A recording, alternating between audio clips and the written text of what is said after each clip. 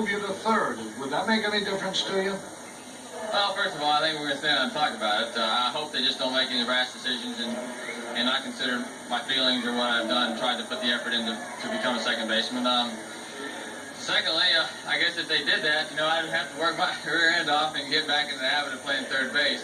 But, a lot of people always want me back at third, and, I've been playing second base, and it's really fun because nobody around here has really seen me play third base. And not that I'm saying I'm a terrible third baseman, but I'd like to stick to second base if I possibly could.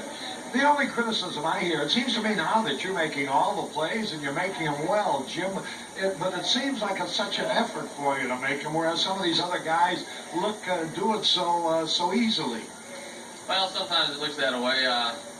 I guess I'm conscious. I haven't had a very good year in the field, and I've let that bother me. And of course, if something bothers you, you definitely want to try a little bit harder to change it. And I just want to make sure the ball stays in front of me a lot of times, where I have a chance at second base, just pick it up and throw the guy out, and there's no problem that way. So it's been a little difficult sometimes.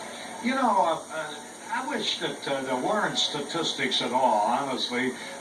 Numbers of errors, to me, have been the most ridiculous statistic to keep. What difference does it make if a guy makes an error that doesn't hurt?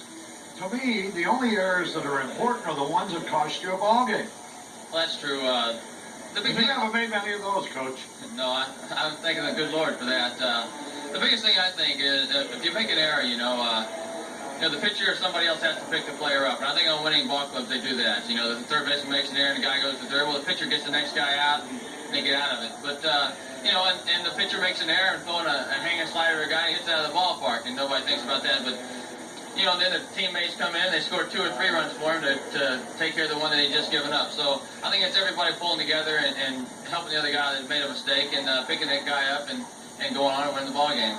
Jim, I was tickled up to hear that you purchased a home here in suburban Chicago, and you'll be around all winter long. Yeah, I think I'm going to enjoy it up here. I haven't seen too much snow in my life, but it's going to be very interesting, let me tell you. Thank you so much, and congratulations on a great year. Thank you very much, Harry. Thank you, pal. Jim Morrison, I don't think anybody can question the fact that he's been the most consistently good ball player the Chicago White Sox have had this season. It's a beautiful afternoon for baseball. And so the last game of the season will not be played in rain or snow, as has usually been Bill Beck's luck. But today it's going to be played under perfect conditions, just as was his night celebrated Tuesday night. We have a special feature coming up, put together by our producer, Mike Torcha, along with Bob Albrecht, Chuck Stenkus, and Dick Martin. What they've done is edit highlights from 8 seasons of covering White Sox baseball here on Channel 44. Now, this is Harry Carey down on the field, inviting you to see the efforts of these gentlemen. I know you're going to enjoy it.